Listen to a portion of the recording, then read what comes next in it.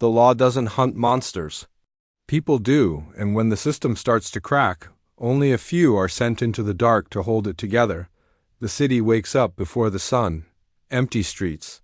Flashing lights with no sound. Somewhere a door is already broken, and no one is there to answer for it. This is not a story about heroes in the spotlight. This is about the ones who move quietly, who don't make the news, who fix problems before the world even knows they exist. They are called marshals. Not soldiers, not cops. They don't fight wars. They end them before they begin. Across the country, something is going wrong. Prison transports vanish. Witnesses disappear without a trace. Safe houses go dark overnight. Files are marked closed, but the danger isn't gone. It's growing. Every case points to the same truth. Someone is watching the system, learning it, and breaking it from the inside. The law was built on rules. But rules only work when people follow them. Sirens echo through the distance as case files slide across metal desks. Pages stamped with red warnings, names blacked out. Locations cross through. Every detail feels rushed, like time is already running out. Screens flicker with grainy footage.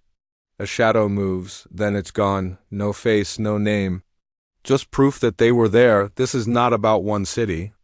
It's everywhere. Highways, airports, courthouses.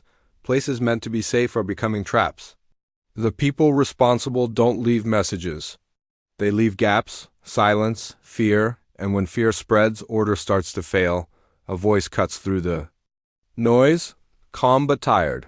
It speaks of duty, of promises made long ago, of a line that cannot be crossed.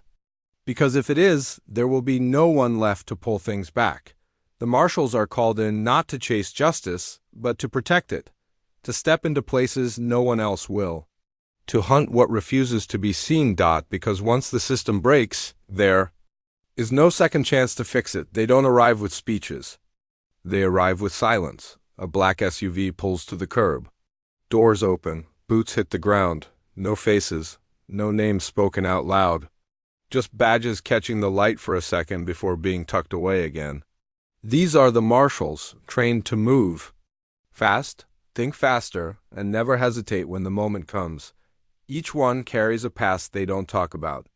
One has been doing this job too long enough to know that not every mission ends clean. He still remembers the case that went wrong, the one file that never closed. Another believes in the system more than the people inside it.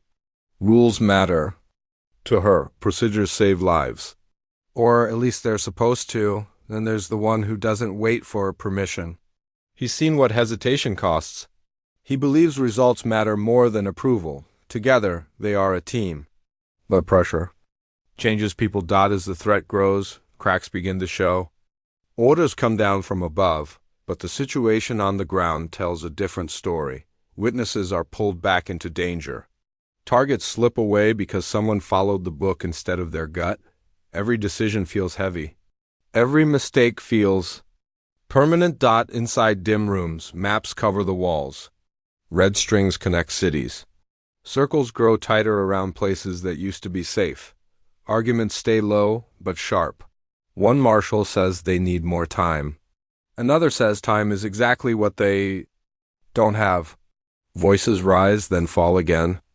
No one wants to be the one responsible for what happens next, because this job doesn't just test skill. It tests belief. What happens when following the law puts innocent people at risk? What happens when breaking it is the only way to stop something worse? There are no clean answers. Only choices that can't be taken back. Hands clench into fists.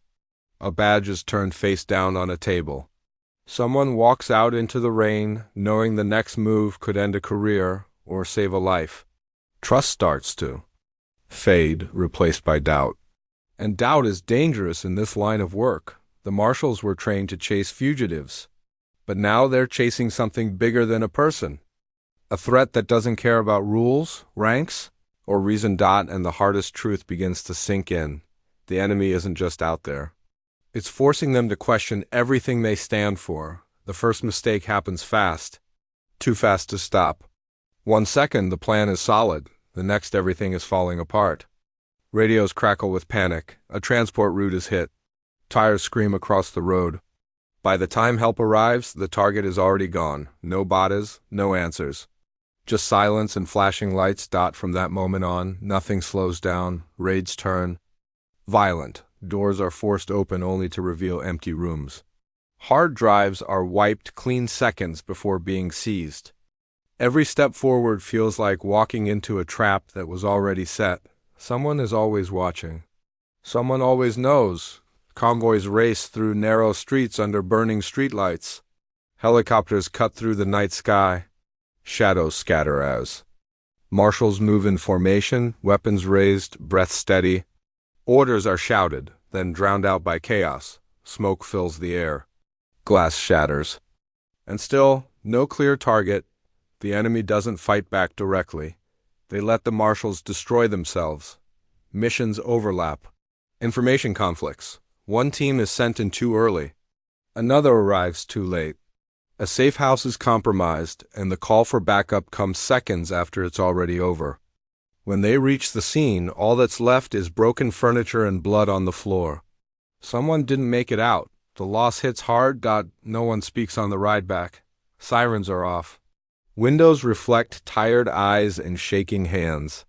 This job has rules for everything except grief. A name is added to a report. A box is checked. But nothing about it feels finished. Tension explodes inside the team. Accusations fly. Someone trusted the wrong source. Someone ignored a warning. Someone made a call that can't be undone. Voices rise. A fist slams into a wall. For a moment, it feels like the team might break apart completely, but the threat doesn't pause for regret. New evidence surfaces. A pattern emerges. The enemy isn't running. They're guiding the Marshals exactly where they want them. Every move is a test.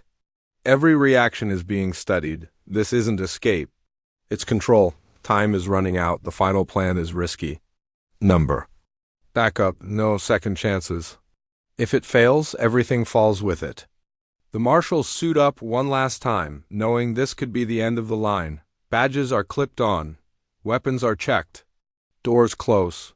They move forward not because they're ready, but because stopping is no longer an option. The noise fades.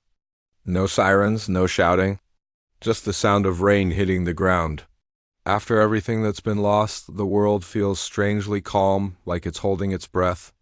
Streetlights flicker over empty roads. Evidence lies scattered, soaked, and unreadable. Whatever this was, it's not over yet. Inside a dark room, photos fall from a board one by one. Red strings snap. The picture that held everything together drops to the floor. The truth is clear now. This was never about running. It was about proving a point. The system can be bent. Trust can be broken. And once it is, nothing works the same again. A single badge rests in a hand, scratched and worn. It has been carried. Through too many nights, too many close calls. For a moment, it looks like it might be put away for good. But instead, it's clipped back on. Not because the rules say so, but because walking away would mean letting everything fall apart. Voice returns. Quiet, steady, honest. This job doesn't end when the case does. It ends when someone else pays the price. The Marshals step forward into the darkness once more. No cheers, no cameras. Just duty. Just resolve. Whatever comes next, they'll face it head on, even if it costs them everything. The screen cuts to black, metal scrapes. A deep echo rolls through the silence. Marshals. The title stands firm, scarred but unbroken. A reminder that order is never guaranteed. It's defended. A final line appears beneath it. Justice has a deadline. 22:6. The sound fades. The warning remains.